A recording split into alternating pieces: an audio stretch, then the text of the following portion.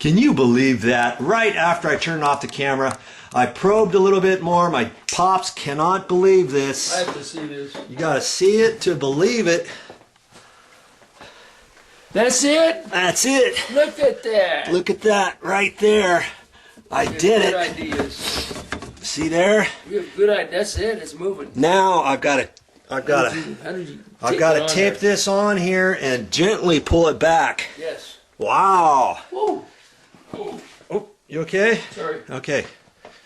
You see, here's the cord. Yes. It was only a second. How long was it, Pops? Just so everybody believes me. 40 seconds. 40 seconds.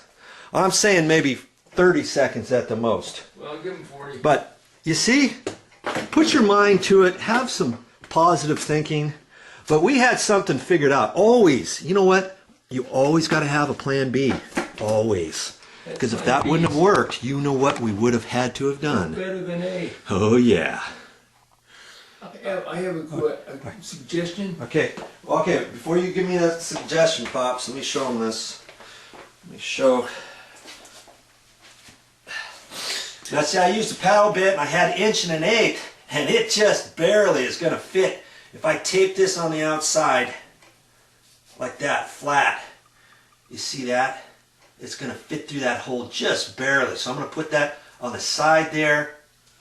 And, you know, once I get it through the hole, then I can take the tape off and pull the Romex back out of the way, and then the hole will be smaller, so I can zip it on through.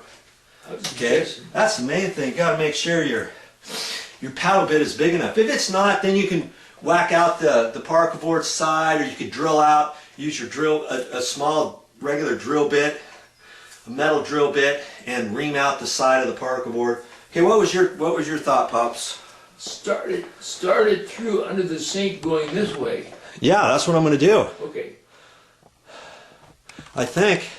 Not this way. Well, I don't think it really matters either way, but yeah, I have enough room. I have more room underneath the sink, so I think I'm going to do it that way, because the main thing, once I get it through there, then I can kind of pull it to the right further, to the left further, and then figure out my fitting at the end and see how I'm going to do that and get it up into the box. All right. Okay. That's my next step, to tape that on the side of my conduit, you know, underneath the sink. Okay, Pops, you had another idea. What was it? The conduit should go into this. You mean the Romex? The Romex should go into the conduit instead of taping it on the side. Shove it through from south to north. Oh, okay. Just try to shove it like we tried before, like I was going to try before. I don't know if that's going to work. I guess I could try that first. But then here's another idea too. Okay, I've got this. This is my my pull string, let's say, my pull wire. We could just say that's a pull wire.